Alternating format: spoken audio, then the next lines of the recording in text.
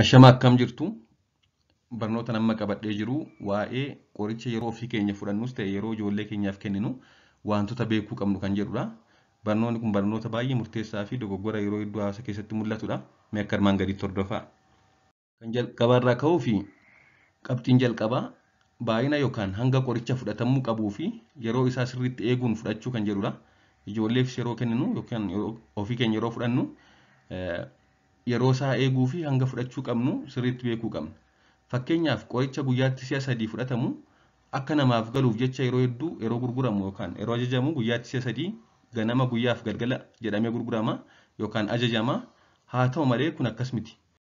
Kan ta'uu qabu sa'a 24 keessatti si'a 3 garaagarummaa sa'a 8 kan fudhachuu qaban.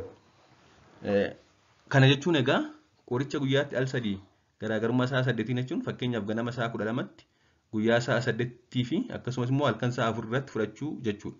Garaagarummaa sa'a 8dhaan. Kanaafuu qorichi guyyaatti si'a 3 ajajame ganama guyyaa galgala osoo hin ta'in kan kennamu garaagarummaa sa'a 8dhaan ta'uu qaba. 12, 8, 4. Kun qabxii jalqabaadha. Qabxiin lammaffaa qoricha fudhachuu eegallee yoo mallattoon dhukkubaa nutti fooyya'e waan fayyine nutti fakkaate yookaan yoo ijoolleef kennee ijoolleen sun mallattoon sun irraa bade waan fayyan nutti fakkaate qoricha sana adda kutuun dogoggora guddaadha. Qoricha ofii keenyaaf eegalle haa ta'u ijoolleef ajajamee eegalle yeroo muraasa keessatti mallattoon nurraa dhaabbatus haga guyyaa jedhame mara seeraan fudhatanii fixuu qabu. Qoricha yoo adda kutan dhibeen tokko itti fooyya'ee qoricha adda kunnaan dhukkubni sun yoo lammata itti deebi'ee yookaan yoo deebi'ee isaan jalqabee qoricha sanaan deebi'ee fayyuu dhiisuu danda'a. Sababni isaas dhukkubni sun qoricha sana wajjin wal bara waan ta'eef. Kanaafuu drug resistance develop godhachuudha. Dhibeen isaanii qoricha wajjin wal bara waan ta'eef daa'imman yookaan ofii keenya yoo mallattoo nutti fure dhiisuu hin qabnu. Guyyaa jedhame xumuruu qabna. Haga jedhame jechuudha.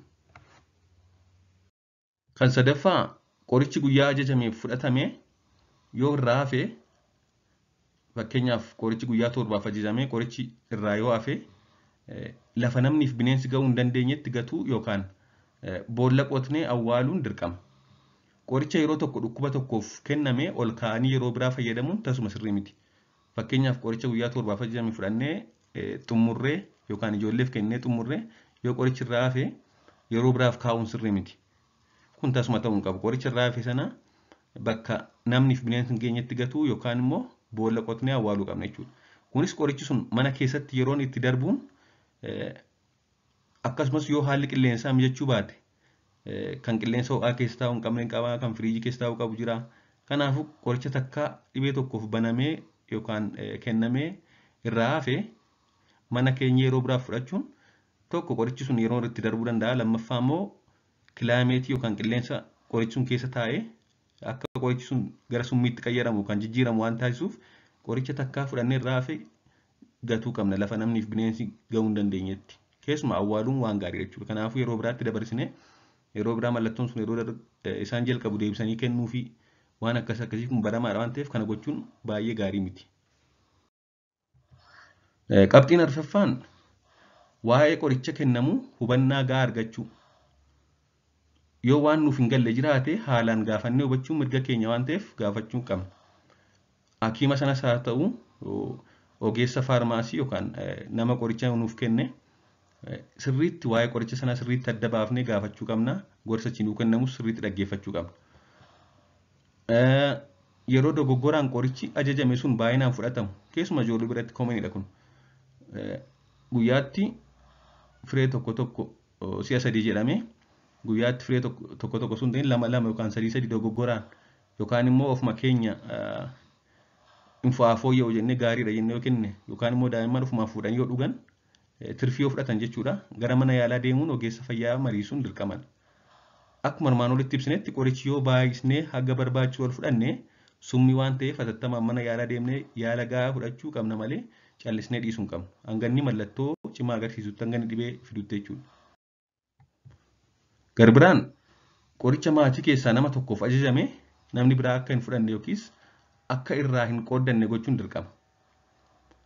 Namni mallattoo dhukkubaa wal fakkaataa agarsiiseef dhukkubni isaa tokko ta'uu dhiisuu danda'a. Dhibeewwan hedduun mallattoon isaanii wal fakkaata. Hawaasaaf haa turuutii ogeessa fayyaafuu rakkisu dhukkuboonni hedduun mallattoon isaanii hedduun wal fakkaatuuf. Kanaaf egaa qoricha nam tokko fayyadamee nama biraafis kennuun qooddachuun sirrii miti jechuudha. Mallattoon dhukkubaas tarii yoo kan wal fakkaatu ta'e mana yaalaa deemuun qoratamnee qoricha nuuf ta'u fudhachuun barbaachisaadha. Qoricha maatii keessaa nama tokkoof kenname fayyadamuun tasuma balaa guddaa akka qaqqabsiisu beekuun barbaachisaadha. Qoricha bakka hin barbaachifnetti fudhachuu dhiisuu.